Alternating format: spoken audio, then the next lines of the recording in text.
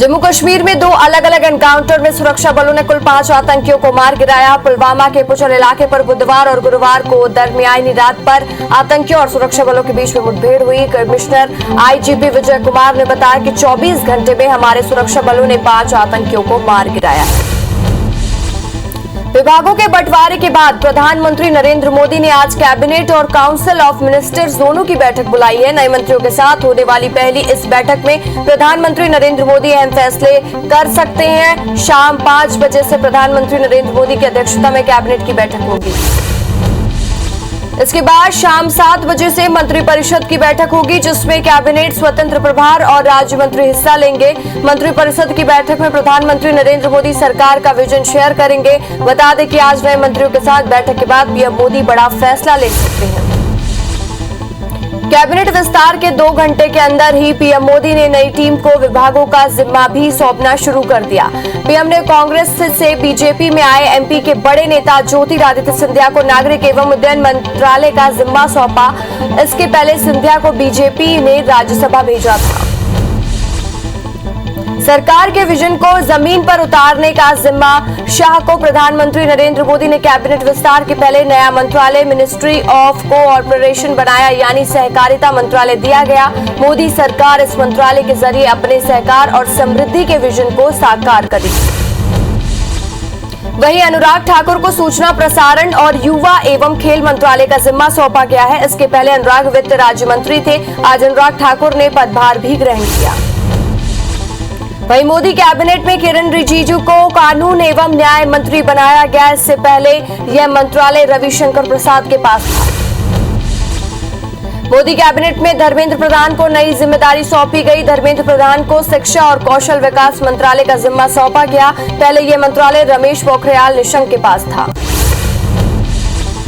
पीयूष गोयल को वाणिज्य और उद्योग मंत्रालय का जिम्मा सौंपा गया। इसके साथ ही गोयल कपड़ा मंत्रालय का भी जिम्मा संभालेंगे। गोयल के पास इससे पहले रेल मंत्रालय था, जिसे अब आईआईटी के पोस्ट ग्रेजुएट अश्विनी वैष्णव को दिया गया।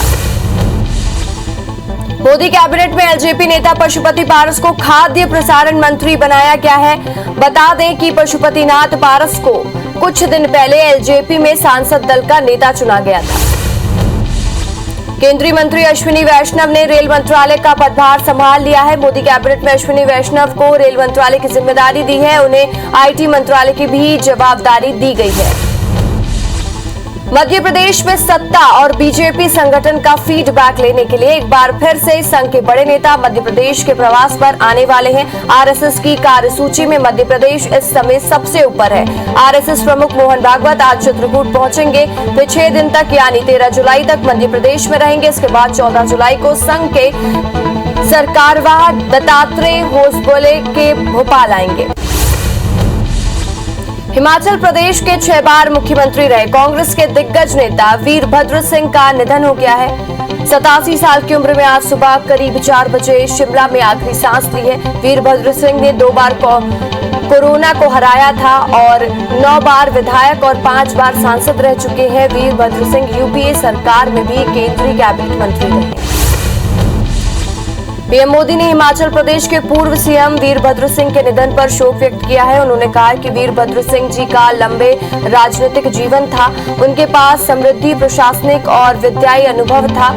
उन्होंने हिमाचल प्रदेश में महत्वपूर्ण भूमिका निभाई और राज्य में लोगों की सेवा की। उनके निधन से दुखी हूं। उनके परिवार और समर्थकों के प्रति संवेदना।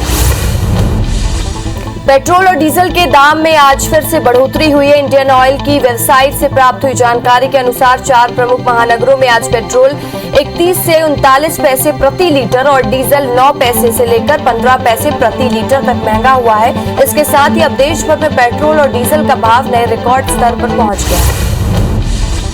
स्वास्थ्य मंत्रालय ने जानकारी साझा करते हुए बताया कि देश में पिछले 24 घंटे में कोरोना वायरस की 33,81,671 वैक्सीन लगाई गई है, जिसके बाद देश में वैक्सीनेशन का कुल आंकड़ा 36,48,47,549 पर पहुंच गया है। दुनिया भर में कोरोना के मामले 18 करोड़ 58 लाख के पार पहुंच गए हैं। वहीं मरीजों की मौत का आंकड़ा 4,17,000 के पार पहुंच गया है। दुनिया भर में 17 करोड़ से ज्यादा मरीज कोरोना को हराकर स्वस्थ हो चुके हैं। वहीं दुनिया भर में एक्टिव मामले 1 करोड़ 16,47,000 के पार पहुंच गए हैं। और हालांकि कोरोना के डेल्टा प्लस वेरिएंट ने कई देशों में चिंता बढ़ा दी है। देश में एक दिन में कोरोना के 45,666 नए केस मिले हैं, जिससे कुल आंकड़ा 3 करोड़ 7 लाख के पार पहुंच गया है। 817 नई मौत से अब तक 4,05,000 ज्यादा मरीजों की मौत हो चुकी है। पिछले 24 घंटे में 44,474 मरीज को ठीक होने पर डिस्चार्ज किया गया है। वहीं 4,54,000 एक्टिव मरीजों का इलाज जारी है। केरल में पिछले 24 घंटे में केस बढ़कर 15,600 के पार हो गए हैं। इससे आंकड़ा 30,11,000 के पार हो गया। वहीं 148 मौत से अब तक 14,108 मरीजों की मौत हो चुकी है। 11,629 मरीजों के डिस्चार्ज होने से अब तक 28,89,000 लोग स्वस्थ हो चुके हैं। हालांकि केरल में वीकेंड लॉकडाउन में सख्ती बढ़ती जा रही है। मध्य प्रदेश में 28 नए केस के साथ अब तक 7,90,000 मरीज मिले हैं। प्रदेश में 2 मरीजों की मौत से कुल आंकड़ा 9,019 हो गया है। 32 मरीजों के डिस्चार्ज होने से कुल आंकड़ा 7,80,610 के पार हो गया है। राज्य में एक्टिव मरीजों की संख्या 441 पहुंच गई है। राजधानी भोपाल में 92 और इंदौर में 88 एक्टिव मरीजों का इलाज जारी है। छत्तीसगढ़ में कोरोना के 330 नए केस से आंकड़ा 9,96,000 के पार हो गया। वहीं 2 मौत से अब तक 464 अपनी जान गंवा चुके हैं और 315 मरीजों के डिस्चार्ज होने से कुल आंकड़ा 9,96,000 के पार हो गया। वहीं एक्टिव मरीजों की संख्या घटकर 5,000 तक पहुंच गई है। राजधानी रायपुर में 20 नए केसेस की पुष्टि हुई है। देश में अब तक 36 करोड़ 13 लाख लोगों को वैक्सीन लग चुकी है। इसमें 22.67% यानी 29 करोड़ 37 लाख लोगों को पहली डोज लगाई जा चुकी है। वहीं 5.22% यानी 6 करोड़ 76 लाख लोगों को दूसरी डोज लगाई जा चुकी है। पीएम मोदी ने सभी नागरिकों से वैक्सीनेशन में भाग लेने की अपील की है। कोरोना से बचने के लिए रोज 1 करोड़ वैक्सीनेशन का लक्ष्य रखा गया है। छत्तीसगढ़ में कोविशील्ड वैक्सीन की 2,50,000 डोज पहुंचने से टीकाकरण को रफ्तार मिलेगी। हालांकि प्रदेश में अब तक 1 करोड़ से ज्यादा लोगों को वैक्सीन की डोज लग चुकी है। इसमें लगभग 28.5% यानी लगभग 85,93,000 लोगों को पहली डोज लग चुकी है। वहीं लगभग 5.75% यानी 17,27,000 से ज्यादा लोगों को दूसरी डोज लगाई जा चुकी है। एमपी में वैक्सीनेशन अभियान जोर शोर से चल रहा है। प्रदेश में अब तक 2 करोड़ 24 लाख लोगों को वैक्सीन लग चुकी है। इसमें 1 करोड़ 89 लाख यानी करीब 26% से ज्यादा लोगों को पहली डोज लगाई जा चुकी है। वहीं लगभग 4.76% यानी 34,95,000 लोगों को दूसरी डोज लगाई जा चुकी है। सीएम भूपेश बघेल आज भी 2 विभागों की समीक्षा करेंगे। सीएम भूपेश वन तथा आवास एवं पर्यावरण विभाग की समीक्षा बैठक लेने वाले हैं। विभाग के कामकाज को लेकर होने वाली चर्चा में मंत्री मोहम्मद अकबर और विभागीय अफसर भी मौजूद रहेंगे। देवास के नेमावर हत्याकांड को मुद्दा बनाने के लिए तैयारी में कांग्रेस लगी हुई है और प्रदेश में बढ़ते क्राइम ग्राफ और नेमावर हत्याकांड को लेकर कमलनाथ आज प्रेस कॉन्फ्रेंस करेंगे। दिग्विजय सिंह ने भी पीड़ित परिवार से मुलाकात की है। वहीं कांग्रेस के 8 विधायकों ने सीबीआई जांच की मांग की है। पूर्व सीएम कमलनाथ ने गैस पीड़ित विधवाओं के पेंशन का मुद्दा उठाया है। राज्य सरकार पर पेंशन नहीं देने का आरोप लगाते हुए कमलनाथ ने कहा, वादा करने के बाद भी सरकार पेंशन नहीं दे रही है। केंद्रीय मंत्री ज्योतिरादित्य सिंधिया के फेसबुक अकाउंट हैक होने की खबर है। बता दें कि केंद्रीय मंत्री के फेसबुक अकाउंट से उनका पुराना वीडियो शेयर किया गया है। इस वीडियो में सिंधिया कांग्रेस की तारीफ करते हुए नजर आ रहे हैं। खबर है कि एक्सपर्ट वीडियो को डिलीट कर अकाउंट रिकवर करने में लगे हुए हैं। नई दिल्ली में लोधी रोड पर स्थित सीबीआई के हेडक्वार्टर में गुरुवार सुबह आग लग गई। ये आग पार्किंग एरिया में इलेक्ट्रॉनिक रूम के पास लगी है। आग लगने के बाद धुआं का गुब्बार उठता दिखा। सभी अधिकारी बिल्डिंग से तुरंत बाहर आ गए। दमकल की 5 गाड़ियां मौके पर पहुंच गई और आग पर काबू पा लिया गया है। फिलहाल अब कूलिंग का काम जारी है। जम्मू कश्मीर में 2 अलग अलग एनकाउंटर में सुरक्षा बलों ने कुल 5 आतंकियों को मार गिराया है। पुलवामा के पुंछल इलाके में बुधवार और गुरुवार को दरमियानी रात में आतंकियों और सुरक्षा बलों के बीच में मुठभेड़ हुई और कमिश्नर आईजीपी विजय कुमार ने बताया कि 24 घंटे में हमारे सुरक्षा बलों ने 5 आतंकियों को मार गिराया है। विभागों के बंटवारे के बाद प्रधानमंत्री नरेंद्र मोदी ने आज कैबिनेट और काउंसिल ऑफ मिनिस्टर्स दोनों की बैठक बुलाई है। नए मंत्रियों के साथ होने वाली पहली इस बैठक में प्रधानमंत्री नरेंद्र मोदी अहम फैसले ले सकते हैं। शाम 5 बजे से प्रधानमंत्री नरेंद्र मोदी की अध्यक्षता में कैबिनेट की बैठक होगी। इसके बाद शाम 7 बजे से मंत्रिपरिषद की बैठक होगी, जिसमें कैबिनेट स्वतंत्र प्रभार और राज्य मंत्री हिस्सा लेंगे। मंत्रिपरिषद की बैठक में प्रधानमंत्री नरेंद्र मोदी सरकार का विजन शेयर करेंगे। बता दें कि आज नए मंत्रियों के साथ बैठक के बाद पीएम मोदी का बड़ा फैसला आ सकता है। वहीं अनुराग ठाकुर को सूचना प्रसारण और युवा एवं खेल मंत्रालय का जिम्मा सौंपा गया है। इसके पहले अनुराग वित्त राज्य मंत्री थे। आज अनुराग ठाकुर को पदभार भी ग्रहण किया गया। केंद्रीय मंत्री अश्विनी वैष्णव ने रेल मंत्रालय का पदभार संभाल लिया है। मोदी कैबिनेट में अश्विनी वैष्णव को रेल मंत्रालय की जिम्मेदारी दी गई है। उन्हें आईटी मंत्रालय की भी जवाबदारी दी गई है। हिमाचल प्रदेश के 6 बार मुख्यमंत्री रहे कांग्रेस के दिग्गज नेता वीरभद्र सिंह का निधन हो गया है। 87 साल की उम्र में आज सुबह करीब 4 बजे शिमला में आखिरी सांस ली। वीरभद्र सिंह ने 2 बार कोरोना को हराया था, 9 बार विधायक और 5 बार सांसद रह चुके हैं। वीरभद्र सिंह यूपीए सरकार में भी केंद्रीय कैबिनेट मंत्री रहे हैं। पीएम मोदी ने हिमाचल प्रदेश के पूर्व सीएम वीरभद्र सिंह के निधन पर शोक व्यक्त किया है। उन्होंने कहा है कि वीरभद्र सिंह जी का लंबा राजनीतिक जीवन था। उनके पास समुद्र प्रशासनिक और विधायक अनुभव था। उन्होंने हिमाचल प्रदेश में महत्वपूर्ण भूमिका निभाई और राज्य में लोगों की सेवा की। उनके निधन से दुखी हूं। उनके परिवार और समर्थकों को मेरे प्रति संवेदना। पेट्रोल और डीजल के दाम में आज भी बढ़ोतरी हुई है। इंडियन ऑयल की वेबसाइट से प्राप्त जानकारी के अनुसार 4 प्रमुख महानगरों में आज पेट्रोल 31 से 39 पैसे प्रति लीटर और डीजल 9 से लेकर 15 पैसे प्रति लीटर तक महंगा हुआ है। इसके साथ ही अब देश भर में पेट्रोल और डीजल का भाव नए रिकॉर्ड स्तर पर पहुंच गया है। शेयर बाजार में सेंसेक्स 53,000 से नीचे आ गया है, जबकि निफ्टी 15,850 के पास ट्रेड कर रहा है। निफ्टी में मिड कैप इंडेक्स में लगभग आधा पेशेंस का उछाल है, तो वहीं निफ्टी का स्मॉल कैप इंडेक्स लगभग 0.70 ऊपर चल रहा है और इसी के साथ निफ्टी के रिजल्ट इंडेक्स में लगभग 0.70% का उछाल रहा। दिग्गज अभिनेता नसीरुद्दीन शाह अस्पताल से ठीक होकर घर लौट चुके हैं। बेटे विवान ने इसकी जानकारी दी है। सोशल मीडिया पर इसकी तस्वीरें शेयर करते हुए बताया और 70 साल के नसीर को पिछले मंगलवार को मुंबई के खार हिंदुजा अस्पताल में भर्ती कराया गया था। पत्नी रत्ना पाठक शाह ने बताया कि उनके फेफड़े में छोटा पैच है और अब वो कंट्रोल में है। स्वास्थ्य मंत्रालय ने जानकारी साझा करते हुए बताया कि देश में पिछले 24 घंटे में कोरोना वायरस की 33,81,671 वैक्सीन लगाई गई, जिसके बाद देश में वैक्सीन का कुल आंकड़ा 36,48,47,549 पहुंच गया है। दुनिया भर में कोरोना के मामले 18,58,00,000 के पार हो गए हैं। वहीं मरीजों की मौत का आंकड़ा 4,17,000 के पार हो गया है। दुनिया भर में 17 करोड़ से ज्यादा मरीज कोरोना को हराकर स्वस्थ हो चुके हैं। वहीं दुनिया भर में एक्टिव मामले 1,16,47,000 के पार पहुंच गया है। हालांकि कोरोना के डेल्टा प्लस वेरिएंट ने कई देशों की चिंता बढ़ा दी है। देश में एक दिन में कोरोना के 45,667 नए केसेस के साथ, जिससे कुल आंकड़ा 3,07,00,000 के पार पहुंच गया है और 817 नई मौत से अब तक 4,05,000 से ज्यादा मरीजों की मौत हो चुकी है। पिछले 24 घंटे में 44,474 मरीजों को ठीक होने पर डिस्चार्ज किया जा चुका है। वहीं 4,54,000 एक्टिव मरीजों का इलाज जारी है। केरल में पिछले 24 घंटे में केस बढ़कर 15,600 हो गए हैं। इससे आंकड़ा 30,11,000 के पार हो गया है। वहीं 148 मौत से अब तक 14,108 मरीजों की मौत हो चुकी है। 11,629 मरीजों के डिस्चार्ज होने से अब तक 28,89,000 लोग स्वस्थ हुए हैं। हालांकि केरल में वीकेंड लॉकडाउन में सख्ती बढ़ती जा रही है।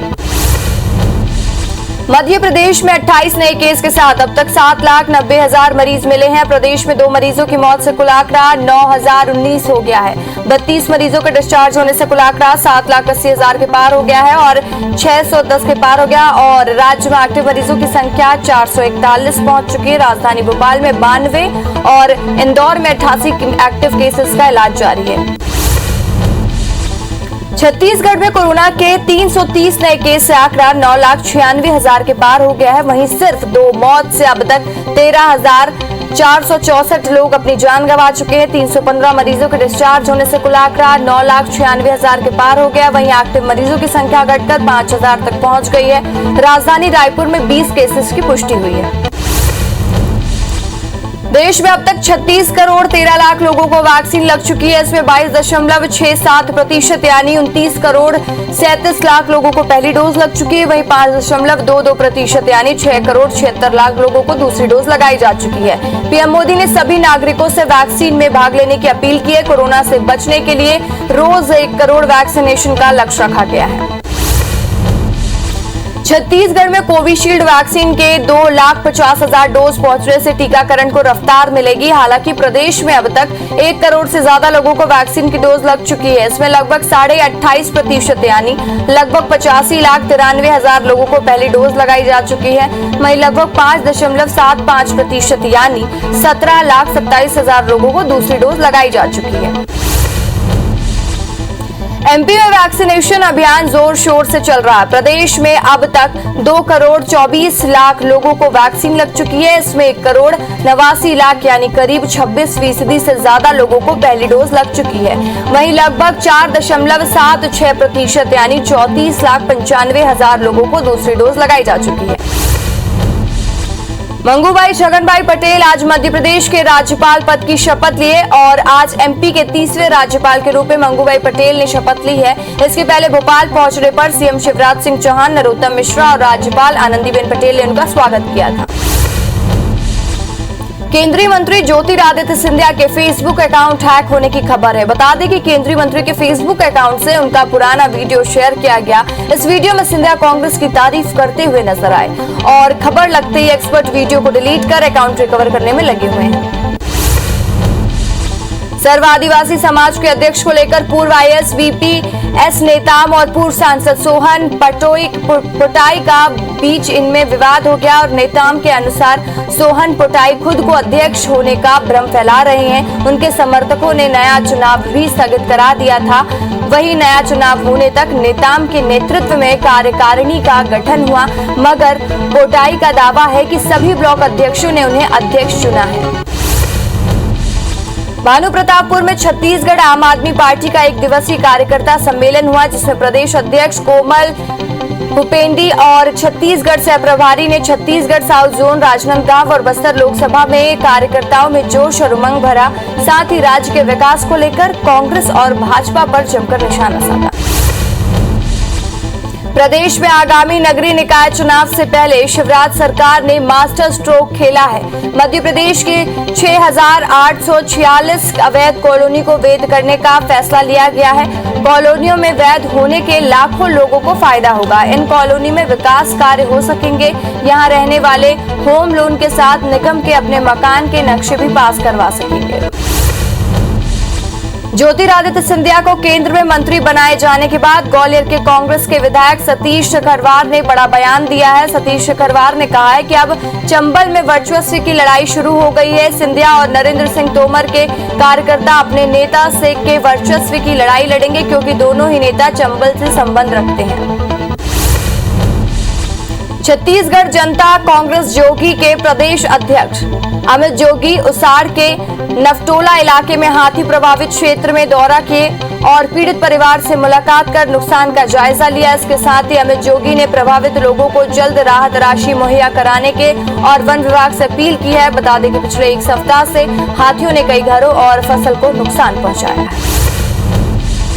किराया बढ़ाने और ऑफ रोड बसों की टैक्स माफी की मांग को लेकर छत्तीसगढ़ के बस ऑपरेटर्स ने मोर्चा खोल दिया है। प्रदेश के बस ऑपरेटर्स ने रैली निकालकर 40% यात्री किराया बढ़ाने की मांग रखी है। परिवहन मंत्री और घर जाकर ऑपरेटर्स ज्ञापन भी सौंपने वाले हैं। राजनांदगांव में बस मालिकों ने रैली भी निकाली। मध्य प्रदेश में 8 दिन से जारी हड़ताल खत्म कर नर्स एसोसिएशन आज काम पर लौट आए हैं। प्रदेश के सरकारी अस्पतालों में सभी नर्सें आज काम पर लौट आई हैं। कल हाईकोर्ट ने नर्सों के हड़ताल को अवैध बताते हुए नर्सों को काम पर लौटने का आदेश दिया था। कोर्ट के आदेश के बाद हेल्थ डायरेक्टोरेट ने भी नर्सों की मांगों पर विचार करने के लिए कमेटी का गठन कर दिया है। खंडवा कोतवाली में अनुमति के बिना प्रदर्शन करने पर 21 नेताओं पर केस दर्ज किया गया है। कांग्रेसी नेताओं में 144 धारा लागू होने के बाद भी पानी की समस्या को लेकर रैली निकाली और नगर निगम चौराहे पर प्रदर्शन किया। इस दौरान मुख्यमंत्री शिवराज सिंह चौहान का पुतला जलाने की कोशिश भी की गई।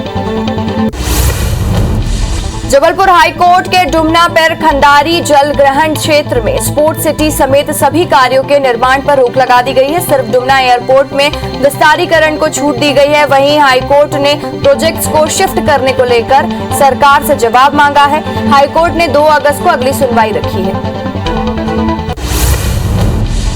लोरमी नगर में भी बिजली गुल की परेशानी को देखते हुए वहीं इन इलाकों में बारिश जारी है और जिसके चलते आधी रात में लोरमी में 120 से ज्यादा गांवों में ब्लैकआउट रहा। बारिश की वजह से बिजली की समस्या अक्सर देखने को मिलती है, लेकिन लोरमी नगर के 15 वार्डों में पीने के पानी की समस्या से भी लोग जूझ रहे हैं। कवर्धा शहर में लाखों की लागत से बना सरदार पटेल ग्राउंड लापरवाही की भेंट चढ़ गया है और ग्राउंड के वॉलीबॉल और बास्केटबॉल ग्राउंड के खराब होने से खिलाड़ी निराश हो चुके हैं। ग्राउंड के गुणवत्ताहीन निर्माण को लेकर विरोध हुआ, लेकिन अब तक सुधार नहीं किया गया।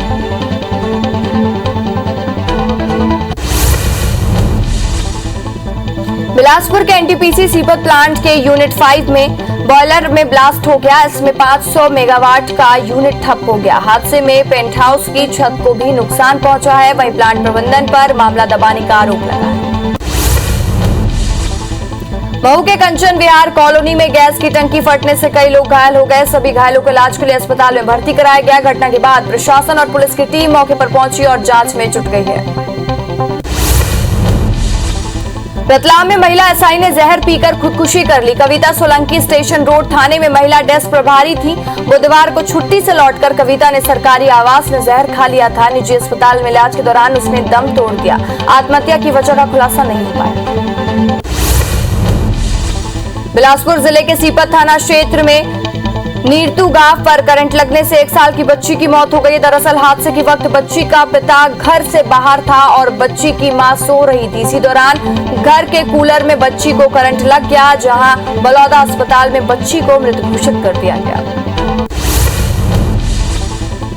भोपाल के इतवारा के कंजर समुदाय ने एक बार फिर से विवाद किया है। आसपास के घरों पर शराब की बोतलें और पत्थर मारकर नुकसान पहुंचाया। इन इलाकों में गाड़ियों पर भी लाठी डंडे बरसाए। घटना के बाद तलैया और मंगलवारा पुलिस के साथ डीआईजी भी मौके पर पहुंचे। हालांकि कंजर समुदाय पर आए दिन विवाद के आरोप लग रहे हैं। सिंगरौली के देवसर जनपद पंचायत के बेलगांव में दबंगई देखने को मिली है। रसोई और सरई पे दबंगों ने सरकारी रोड को खोद दिया। गांव में तनाव के हालात के बीच लोगों से सरई थाना में इसकी शिकायत कर दी और बरसों से बनी सड़क पर दबंग राजेंद्र प्रसाद जायसवाल ने ट्रैक्टर चलवा दिया। सरकारी जमीन पर बनी सड़क को टूटने से ग्रामीणों को आने जाने में परेशानी हो रही है। महासमुंद जिले के थाना पिथौरा इलाके में 2 बेरोजगार लोगों पर नौकरी दिलाने के नाम पर ठगी की गई है। ठगों ने पीड़ितों के मोबाइल में नौकरी पक्की होने का मैसेज भेज दिया। रजिस्ट्रेशन और सुरक्षा नीति के नाम पर हजारों रुपए की ठगी की। पीड़िता की शिकायत पर आरोपी दिल्ली निवासी अशोक अग्रवाल के खिलाफ पिथौरा थाने में केस दर्ज किया गया।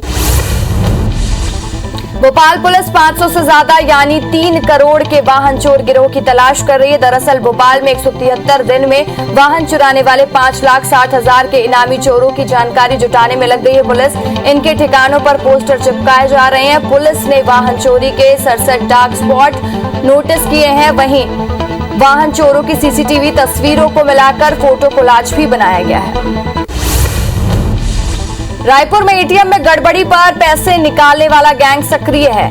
गैंग के लोग फेविक्विक लगाकर एटीएम में गड़बड़ी कर और एटीएम में फंसे पैसे निकाल लेते थे। आरोपी 2 जुलाई से 5 जुलाई तक करीब 15 वारदात को अंजाम दे चुके हैं। उल्ला थाने में शिकायत के बाद भी पुलिस ने मामला दर्ज नहीं किया। भोपाल के मंगलवारा थाना क्षेत्र में कल रात 9 बजे मामला। कारोबारी अमित शुक्ला चैन लूटकर शिकार हो गए हैं और 3 युवकों ने पैदल गुजर रहे कारोबारी के गले से 80,000 कीमत की सोने की चैन झपट कर फरार हो गए। फरियादी ने तत्काल थाना पहुंचकर एफआईआर दर्ज कराई। हालांकि सीसीटीवी में कैद तस्वीरों के आधार पर पुलिस जांच कर रही है। ग्वालियर में 2 दिन पहले शराब ठेकेदार के बेटे पर हमले की कहानी झूठी निकली है। अपने दुश्मनों को फंसाने के लिए खुद फरियादी अन्नू शिवहरे ने झूठी कहानी रची। गांधीनगर निवासी अन्नू ठेकेदार रिंकू शिवहरे का बेटा है। सोमवार शाम झांसी रोड थाना पुलिस को झूठी खबर की सूचना दी। पोल खुलने के बाद पुलिस ने फरियादी सहित 8 आरोपियों को गिरफ्तार किया। हनी ट्रैप मामले में आरोपी श्वेता पति स्वप्निल जैन और मोनिका यादव जमानत पर रिहा हो गई है और मंगलवार को इंदौर हाईकोर्ट से श्वेता पति विजय जैन, श्वेता पति स्वप्निल जैन और मोनिका यादव को जमानत मिली थी, लेकिन भोपाल में चल रहे मानव तस्करी के मामले में श्वेता पति विजय जैन को जमानत नहीं मिलने की वजह से वो रिहा नहीं हो पाए। भानुप्रतापपुर नगर पंचायत की बनाई निकासी नाली में 70 साल की बुजुर्ग महिला गिर गई। पंचायत और पुलिस की टीम ने नाली का ढक्कन तोड़कर महिला को बाहर निकाला। बता दें कि देर तक पानी में भीगे रहने की वजह से महिला की तबीयत बिगड़ गई, जिसके चलते बुजुर्ग को अस्पताल में भर्ती किया गया। वहीं बिना बताए अस्पताल से गायब महिला की तलाश जारी है। कोरबा जिले के पसान वन परिक्षेत्र के खुडरी गांव पर हाथी ने जमकर उत्पात मचाया है। हाथियों ने गांव में ग्रामीण के घर को भी तोड़ दिया है और घर में रखे महुए की शराब को भी पी लिया। पत्थल गांव में हाथियों ने उत्पात मचाकर 4 किसानों के घरों को नुकसान पहुंचाया। हाथियों ने तपकरा क्षेत्र में 2 गांवों, इसके अलावा पुतली और जगलकोना में भी नुकसान पहुंचाया और घरों में रखे अनाज को खा गए। उत्पात मचाने वाला 4 हाथियों का दल उड़ीसा से गांव में पहुंचा है। बालोद जिला स्थित दल्लीराजहरा वन परिक्षेत्र में हाथियों ने कई मकानों को तोड़ दिया है। हाथियों ने बलौदा के पास गन्ने की फसल को नुकसान पहुंचाया और फेंसिंग तार और सीमेंट के खंभों को भी उखाड़ डाला। दंतेल के उत्पात से ग्रामीणों में दहशत का माहौल है। वन विभाग ने वहीं मंगलतराई, मथेना और बिहारडी गांव पर अलर्ट जारी किया है। धार में 8 साल के बच्चे पर तेंदुए ने हमला कर दिया। घटना खुदरा गांव की है। घर में बाहर पिता और माता के साथ मासूम सो रहा था। उसी दौरान देर रात तेंदुआ बच्चे को उठाकर ले गया। सूचना मिलने पर वन विभाग और पुलिस की टीम मौके पर पहुंची। बस्तर जिले में प्रशासन ने सरकारी दफ्तरों में नियमित काम शुरू करने के निर्देश दिए। बस्तर कलेक्टर प्रशासनिक अधिकारियों की टीम के साथ सभी दफ्तरों का निरीक्षण कर रहे हैं और अफसरों और कर्मचारियों को जनता से जुड़े कामों को जल्द निपटाने के निर्देश दे रहे हैं। जशपुर कलेक्टर महादेव कावरे इन दिनों शिक्षक की भूमिका में दिख रहे हैं। स्कूली बच्चों में पढ़ाई के प्रति उत्साह बढ़ाने के लिए मोहल्ला क्लास की शुरुआत कराई गई और खुद बच्चों के बीच जाकर उन्हें पढ़ा रहे हैं और पढ़ने के प्रति प्रेरित कर रहे हैं। छत्तीसगढ़ के डीजीपी डीएम अवस्थी के निर्देश का असर दिखने को मिल रहा है। सूरजपुर एसपी भावना गुप्ता ने ऐसे पुलिस वालों को लाइन अटैच कर दिया है जिनके विरुद्ध विभागीय जांच और आपराधिक प्रकरण दर्ज है। औरेला पेंड्रा जिले पर नए पुलिस अधीक्षक के रूप में त्रिलोक बंसल ने एसपी का कार्यभार ग्रहण किया है। इसके बाद एसपी ने पुलिस अधिकारियों के साथ बैठक कर अपराध की स्थितियों और जिले के बारे में जानकारी ली। साथ ही उन्होंने जिले के कई इलाकों का भ्रमण भी किया। दंतेवाड़ा पुलिस ने गवावाड़ा गांव पर सिविल एक्शन प्रोग्राम का आयोजन किया, जहां ग्रामीणों ने दैनिक उपयोग की सामग्री बांटी और साथ ही पुलिस के नक्सल विरोधी अभियान लोन वर्राटू अभियान का जमकर प्रसार प्रचार भी किया। कार्यक्रम में अधिकारी, जनप्रतिनिधि समेत बड़ी संख्या में ग्रामीण उपस्थित रहे। गौरेला पिंडरा मरवाही जिले में हुई कम बारिश से किसानों में चिंता बढ़ गई है। बारिश का अभाव से इलाके में सूखे की आशंका बढ़ गई है। जिले में औसत से भी कम बारिश हुई है। हालांकि कुछ दिन पहले इलाके में अच्छी बारिश हुई थी, उसके बाद से इलाके में बारिश का टोटा लगा हुआ है और जबकि इन दिनों फसलों को बारिश की जरूरत सबसे ज्यादा होती है। बैतूल के असाड़ी गांव पर अजीबोगरीब परंपरा के तहत बारिश नहीं कराने पर इंद्रदेव को कड़ी सजा मिलती है। चिचौली ब्लॉक पर मंदिर में विराजमान इंद्रदेव की प्रतिमा को बच्चों के हाथों से मिट्टी का लेप लगाकर ढक दिया जाता है। इस आयोजन के शुरू होते ही बारिश होने लगती है। सूखी फसलों में जान आने पर मिट्टी की परत मूर्ति से हट जाती है। मंडला जिले के एएसआई उदय सिंह पानी को तरसते गांव में अपने खर्चे से सुबह शाम मुफ्त पानी दे रहे हैं। और नारायणगंज के बनार गांव में बैगा और आदिवासी परिवार पानी की समस्या से जूझ रहे हैं। गांव में नल जल योजना के किसी काम की भी तिलवारा थाने में पदस्थ एएसआई बोर करवाकर गांव के 200 परिवारों को मुफ्त पानी दे रहे हैं। राजधानी रायपुर में 2 दिनों तक जमकर बारिश हुई, जिसके चलते तापमान में भी गिरावट आई है। 2 दिन में गर्मी और उमस के बाद रायपुर में कल से हो रही बारिश से ठंडक पहुंच गई है। 4 घंटे की बारिश से तापमान में 3 से 4 डिग्री की गिरावट आई है। वहीं शहर के कई इलाकों में घरों में पानी घुसने से लोगों की परेशानी बढ़ गई है। मध्य प्रदेश में आज से 11 जुलाई के बीच अच्छी बारिश की संभावना जताई जा रही है। बंगाल की खाड़ी से सिस्टम के चलते एमपी में आज भी बारिश होने की संभावना है। बता दें कि कल देर रात भी राजधानी भोपाल समेत मध्य प्रदेश के कई जिलों में जमकर बारिश हुई। दिल्ली में कई दिनों से पड़ रही गर्मी से लोग परेशान हैं, लेकिन 7 जुलाई का दिन पिछले 1 दशक में सबसे गर्म दिन के रूप में माना गया है। अब मौसम विभाग ने अगले 24 घंटे में दिल्ली एनसीआर में बारिश होने की उम्मीद जताई है। साथ ही पूरे सप्ताह के लिए येलो अलर्ट भी जारी कर दिया है।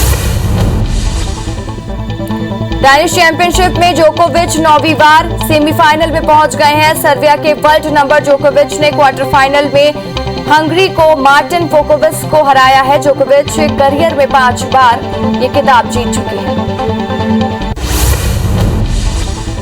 विंबलडन टेनिस चैंपियनशिप में बड़ा उलटफेर हुआ है। 20 बार के ग्रेट चैंपियनशिप और जोकोविच ने रोजर फेडरर क्वार्टर फाइनल से बाहर हो गए हैं। फेडरर के 14वीं सीड पोलैंड के हुबेर्ट हुजुर्ग में हरा दिया है।